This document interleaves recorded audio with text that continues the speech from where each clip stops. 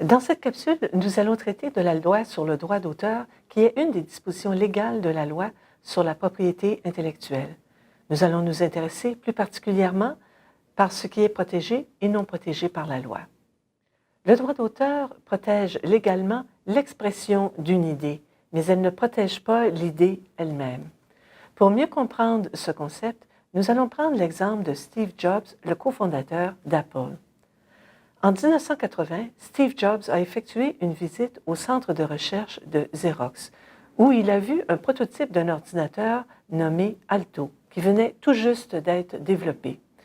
Steve Jobs, en voyant l'interface de l'ordinateur Alto, a instantanément vu le potentiel commercial de cet ordinateur. L'ordinateur Alto utilisait une interface usagée graphique et une souris couplée à l'interface. Deux éléments qui rendaient la technologie très attrayante et conviviale pour les usagers. Jobs s'est inspiré des idées innovatrices d'Alto pour les intégrer dans la conception de l'interface de son ordinateur Lisa, puis en 1984 dans l'interface des ordinateurs Macintosh. Plusieurs années plus tard, Jobs a été accusé d'avoir volé les idées de Xerox, mais il a toujours nié ces accusations en disant qu'il s'était inspiré des idées, mais qu'il n'avait pas copié même une seule ligne de code informatique. Le principe des menus déroulants, le chevauchement de fenêtres, les icônes dont la corbeille sont tous des éléments qui ont été développés par Apple. Quant à l'interface de l'ordinateur d'Alto, elle n'utilisait pas la métaphore d'un bureau ni d'icône. Il est important de mentionner ici qu'avant la visite de Steve Jobs chez Xerox, une entente de partage de technologie et un dédommagement d'1 million de dollars en actions d'Apple avaient été remis à Xerox, ce qui n'était pas une mauvaise affaire.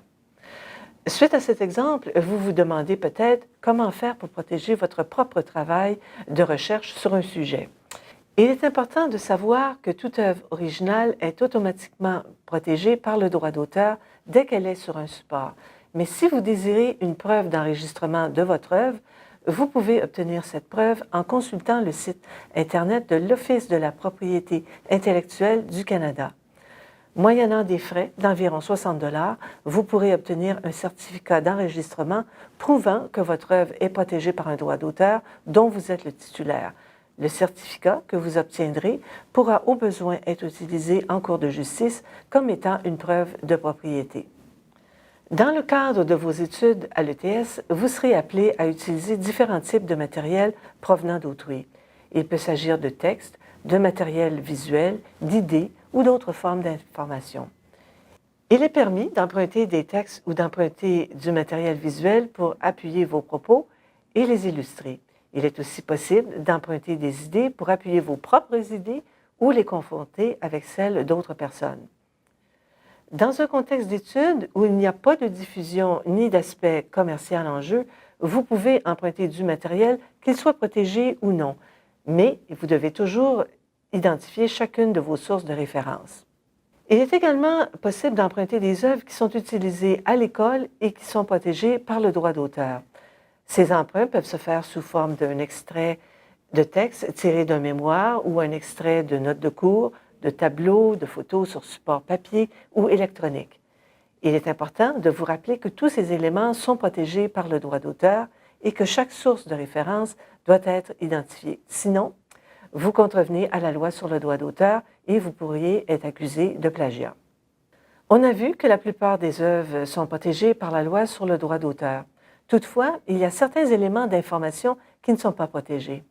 Toutes les données factuelles, comme par exemple lorsqu'on dit que le point de congélation se situe à 0 degré Celsius, dans un cas de ce genre-là, il n'est pas nécessaire de spécifier d'où provient l'information en écrivant comme le disait Anders Celsius en 1744.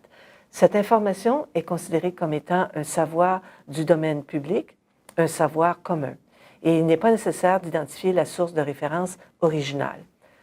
Tous les mots, les titres et les phrases courtes, comme par exemple l'expression « être heureux comme un poisson dans l'eau », toutes ces expressions ou combinaisons de mots ne sont pas protégées par le droit d'auteur et n'importe qui peut s'en servir.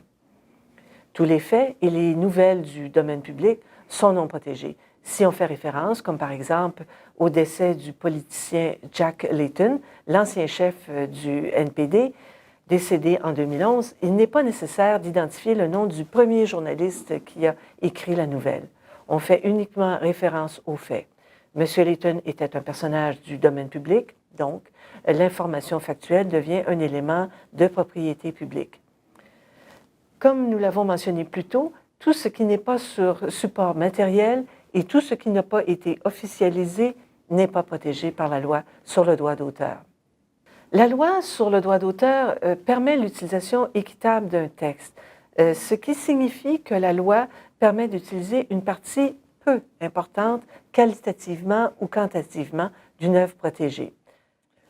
À titre indicatif, l'ETS, comme d'autres institutions universitaires, considère qu'une quantité peu importante de texte pour une citation courte se limite à environ 3 lignes de texte.